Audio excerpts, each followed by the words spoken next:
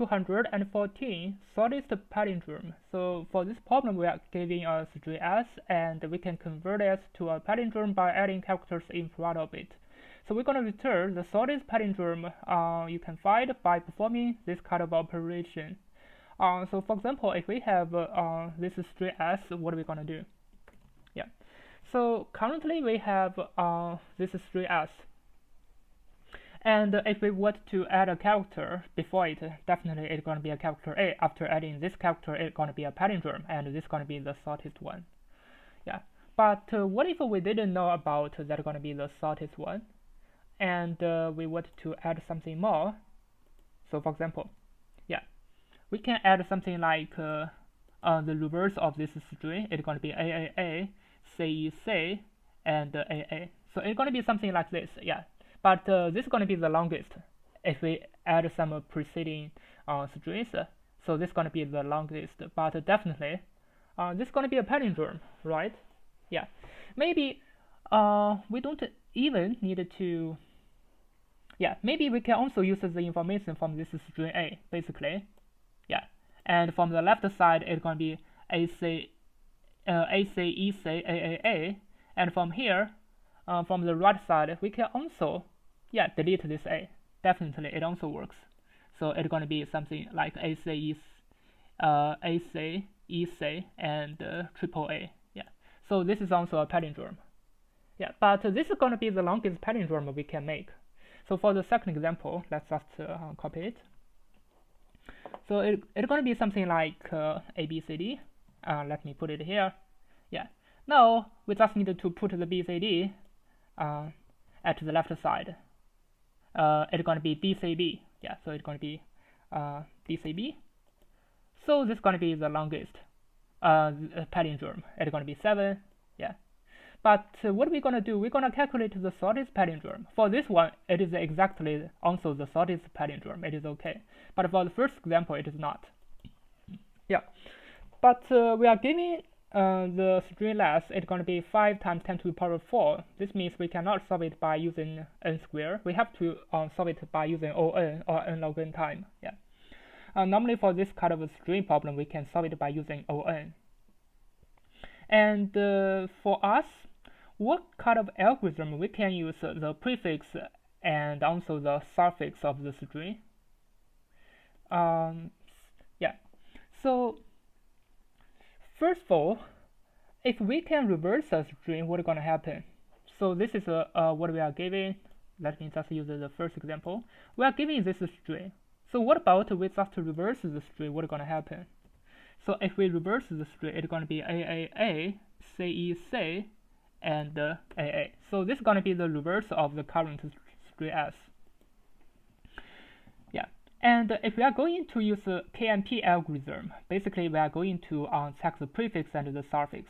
Because for the palindrome, it is exactly the prefix equal to the suffix. Yeah. So if we can find something like this AA, CEC, and AA, as we can see here, this is the prefix, and here this is the suffix. So it means if we can find the prefix, definitely by using KMP, we can find the suffix. And we are also know this string gonna equal to this string. Yeah, because this is just according to the KMP algorithm. Definitely we can find it. Yeah. So this string is a palindrome of this string, and they are also equal. So we can prove that this string must be a palindrome. Why? Because AA, CEC, AA, it is a palindrome. Yeah, so this means if we are giving a string S, so we're gonna reverse this string S. Yeah. So after reverse, we did some information. We did it as equal to its reverse. So what it looks like. So this means this S must be a palindrome. Yeah. So a string after reverse it equals to itself. It must be a palindrome. So let me just use the example. For example, ABA. Yeah. So the first step is that we're gonna reverse it. So after reverse, it's gonna still be ABA, and ABA equal to ABA. Yeah. So this means we can prove that this ABA must be a palindrome. But what if it is just AB? You say it didn't work. So first of all, we're gonna reverse it. So after reverse, it's gonna be BA. Yeah. So you say AB not equal to BA, and then it is not a palindrome. So if it is a palindrome, it must be equal. If they are not equal, so definitely it is not palindrome. So this is our what we get from the and this kind of information is very important for us to solve the problem. I mean, from here, it must be equal to here, and this one must be a palindrome. Yeah. Why they are equal? It is just according to the suffix, prefix, and suffix for the KMP algorithm. Yeah. So in the middle, if we prepare a character, for example, yeah, we can use a hash. We just put a hash here, and this is a string, and this is the reverse of this string s, and then we're going to use a KMP. By using KMP, we can find this must be a palindrome. If we did it as a palindrome, what are we going to do? We just need to get the final result. Yeah, because this one equal to this one, and it is a palindrome. So this means for this character A, we need to put it here. Yeah, we need to prepare character A in front of it. Yeah, but at the same time, we need also to put a character A at the end of it. Yeah, so this would be the final answer. As you can see, this is exactly what it looks like. Yeah, let me just go back. So we should know that this is going to be a palindrome, but we need to put the character in front of it. Yeah. So after reverse, this character definitely it is in front of it, so we directly get it. Yeah. But what left behind is this character A, so we need to put it at the end. Or you can use another way. Both way works. Yeah. It depended on how you calculate that. Yeah. Or you can use it like this way. This is what you get. This is a string S. Now you just need to put this character A. So there's a single A here. This A. Yeah. So you just need to put this single A here in front of it. It is also works. Yeah. Now let's just use KMP to solve the problem. So I'm going to define the next table, and inside it's going to be a string S. So here we just need to complete the template of KMP algorithm. Yeah. This is for calculating the next table. I'm going to prepare a -1. This is going to be easy for the calculation. This is just a dummy place, and this -1 is also used for calculation. It's going to be much easier for us to calculate it. Yeah, let me just finish the template of KMP. So while j more than equal to 0 and si not equal to sj. So we're going to jump to the according to the next table, and after that, j gonna plus equal to 1, and then we're going to put it inside the next table. Yeah, because this is a Python, we can use it. We can use a simple way to finish writing the next table. And here we're going to put a j inside and return the next table.